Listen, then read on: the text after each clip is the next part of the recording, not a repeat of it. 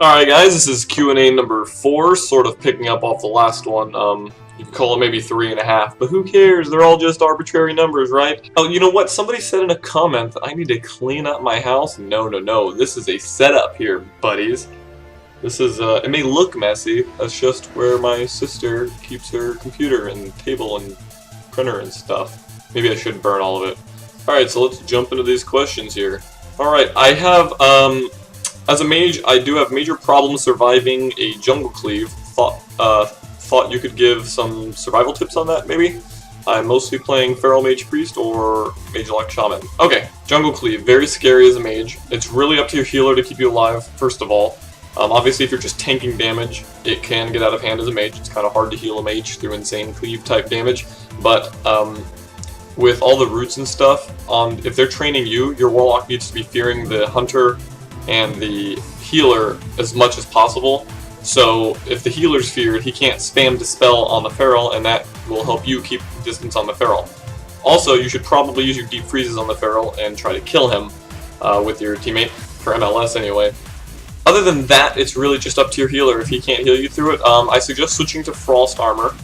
And the other option is to target the hunter mainly and try to dead zone him, but with a feral riding your junk, that's highly unlikely because you're going to be snared all day, and he has things like Master's Call. Line of sighting the hunter and dragging the feral, stupidly, like a lot of ferals will chase you behind a pillar, and you can just deep freeze him behind a pillar out of line of sight of his teammates and destroy him and put him on the defensive. That's what you want to do. You need to tell your healer to stay max range from cyclones if he can. They're 20-yard range, so he can heal from 40 yards away. So he needs to pay attention to the feral's position while he's healing you and try to stay max range because he can't afford to eat cyclone after cyclone. And as far as scatter traps go, you need to expect scatter traps, and your warlock, especially if you're getting trained, your warlock should be standing next to your healer at all times and waiting for scatter traps so he can eat the trap as soon as it's thrown. That way, if he's avoiding most cyclones and your warlock is eating the traps for him, he should almost never have to trinket except maybe trinket a cyclone here or there, and he should be able to keep you up easily. Same goes for Feral Mage Priest. Your priest should be trying to stay max range from cyclones as well, but he should also try to go in and get fear bombs on the enemy healer. The more CC you have on the enemy healer, the easier it is for you to CC the feral off of yourself with roots. By the way guys, I am going to get a new microphone soon because the microphone on this webcam is terrible, and I apologize for the shitty quality, but I'm definitely going to improve that shortly, so. Alright, next question. Alright, so I recently hit 85 on my rogue, running RLS now around 2.2k rating. We are having an extreme amount of trouble with double melee setups. They train our warlock, force whatever cooldowns our shaman might need, then quick switch to our shaman and stomp on his face. That doesn't sound fun at all. Any advice for how I should be peeling or how we should be playing in general would be greatly appreciated. As a rogue against melee cleaves training your team on RLS, your job for the most part is literally spam peeling until your warlock sets up a target to really burst. Because the thing is your damage by itself is worthless. You're never going to kill anything by yourself. You need your warlock to fully dot something and prime a target up for you to like smoke bomb dance on, stuff like that. Until your warlock gets that set of dots going and maybe a fear or two on the paladin, you're going to need to just be spam shivving. Shiv crippling poison on them is very helpful. If they get freedom, you should, hopefully your shaman is keeping up heals enough at the point that he can help purge that off. But you want to abuse everything you have to peel. Shivving, dismantling, gouging, kidney shotting, even if you have to dance to cheap shot both of them in crucial situations, that's very nice too. So you pretty much spend most of the time peeling melee cleaves off of your warlock or shaman until your warlock helps you set up something. And your peels will make it easier for him. Like if you gouge a ret paladin off of him, then he won't have to juke that ret paladin's kick for 4 seconds and he can actually cast something. But if your warlock is panicking the whole time and he never sets any offensive pressure up because he's so worried about his life the whole time, you're pretty much screwed.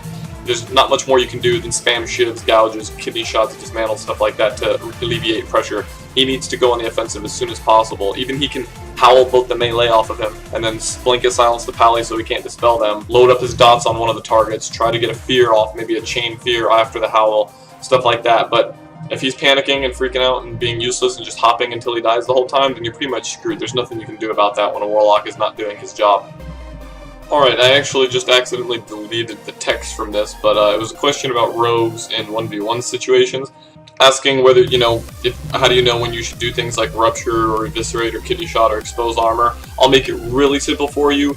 Never Rupture, never Expose Armor. Those are complete and utter dirt, and you don't want to use them ever. There's never a situation where they're good, really. The only finishers you ever want to use are Slice and Dice, Recuperate, Kidney Shot, and occasionally Eviscerate, depending on the situation. If somebody's getting low and you're trying to burst through his health, then that's good. You want to try to maintain Recuperate 100% of the time, if possible. Slice and Dice as often as you can after that, and of course Kidney Shots where needed. As far as actual 1v1 tactics, it varies by class. Really, all this game comes down to is game knowledge. If you understand every class that you're fighting, then you can anticipate what they're going to do, and you have to say, does my class's toolkit have anything to counter what he's going to do? You know, that's all it really comes down to.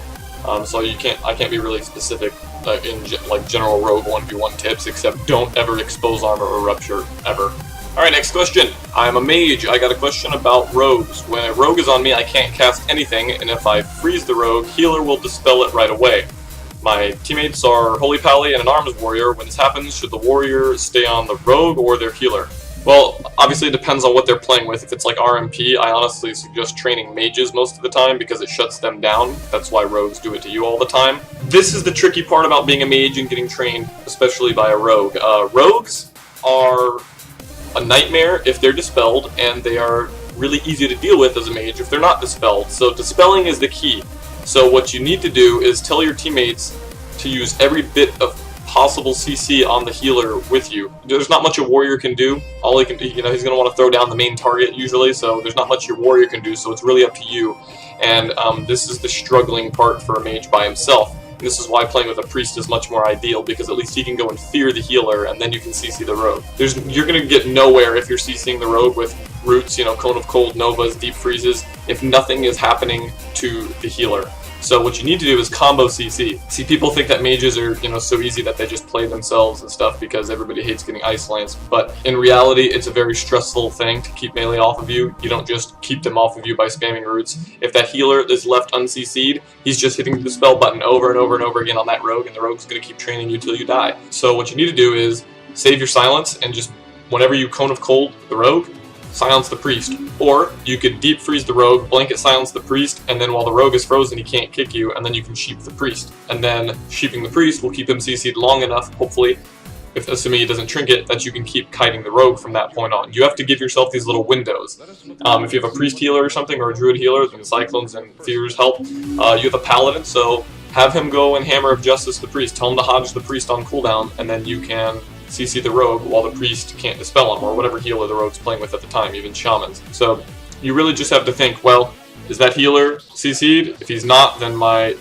Novas on the rogue aren't going to last very long. So you need to combo something on the healer, or you're going to get tooled by rogues.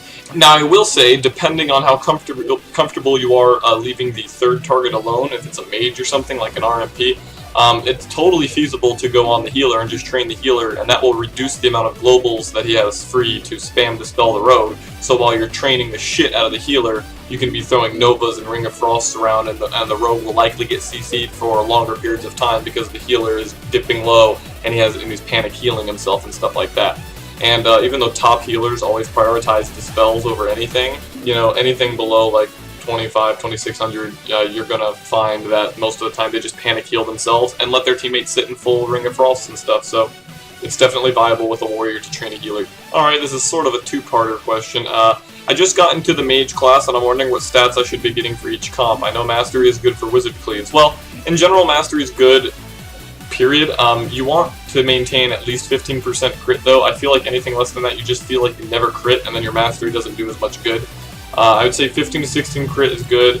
I think a balance between them is really important, by the way, because even though you'll hit harder on shatters that do crit, if you're only critting like a third of your shatters instead of half of your shatters, that's really annoying for, when you set up a kill and then you just don't crit and you don't get a kill because of it. But in general, mastery is good, but don't gem mastery, you know what I mean? You can do like hybrid gems on yellow slots, like intellect mastery if you want, but you want to be gemming as much intellect as possible still. All red slots should have intellect because that's where your core damage comes from, intellect. That's the foundation. Mastery is only strong if you have high base spell power, So you want to stack intellect first, and then mastery, and keep a balanced amount of crit.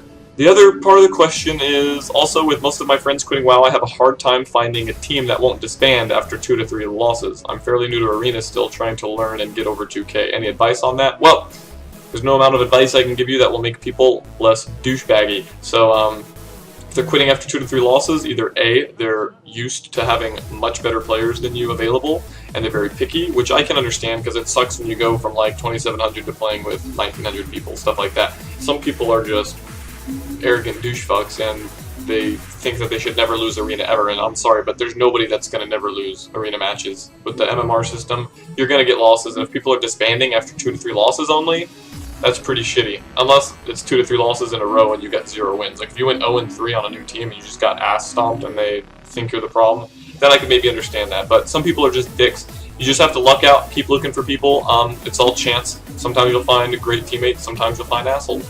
Alright, I guess this will be the last question for this week. Do you have a playlist anywhere? I love most of the songs you have in your videos and would like to get a link to one if you got. Most of the music I use, in fact 99% of the music I use in these videos, is from DJ Nate at Newgrounds. So it'd be dj-nate.newgrounds.com/audio. Go check out his music. He's a really talented guy. He's got lots of shit there. I haven't actually renamed a lot of the songs I've downloaded because when you download them from Newgrounds, they have a really weird naming system with a bunch of numbers and gibberish, and so I have to go through and view file info and rename them and stuff, and I just haven't gone through that hassle yet. So a lot of the tracks I'm used are still unnamed, but if you like what you're hearing, it's almost all DJ Nate. The dude's really talented, and I suggest you go check him out at Newgrounds. Also, I sometimes use Xenogenocide.